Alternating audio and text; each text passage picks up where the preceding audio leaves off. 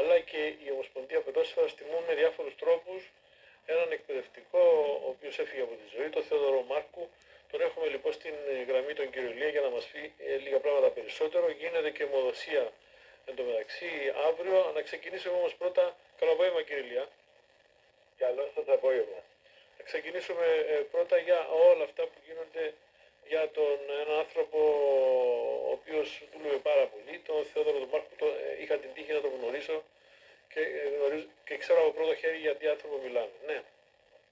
Ναι, καταρχήν ο φίλος Θεόδωρος Μάρκου ήταν ένας ακούραστος εργάτης τόσο για το σωματείο της Ολυμπιάδας Φρενάρου, όπου και διατέλεσε για 20 χρόνια μέλος του, καθώς επίσης και για όλη την επαρχία Ναμοκόστου για τον αθλητισμό, όπου διατέλεσε προπονητής τόσο στο Ολυμπιάδα Φρενάρου όσο και στο Θόρυνα Γόρου, όντας καθηγητής στο Λύκειο Φωτιπίτας στο Φρέναρος.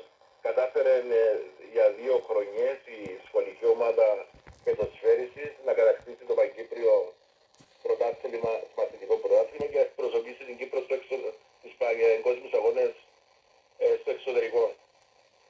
Ο φίλος ο Θεόδωρος Μάρκου ήταν ένας ακούραστος εργάτης στο άθλημα της πεδοσφαίρισης, γι' αυτό και η Κυπριακή Ομοσπονδία Πεδοσφαίρισης, για να τον τιμήσει για την προσφορά του στο άθλημα, έχει μετονομάσει τα κύπελλα πεδοσφαίρισης για την πρώτη και δεύτερη κατηγορία ανδρών και γυναικών σε κύπελλα Θεόδωρου Μάρκου. Και καθώς και η σχολική εφορία μαζί με τον καθηγητικό σύλλογο αποφάσισαν όπως μετονομάσουν την αίθουσα ναυτιλοπαιδιών στο Λύκειο Φωτιπίτας σε αίθουσα ναυτιλοπαιδιών Θεόδωρου Μάρκου. Μάλιστα.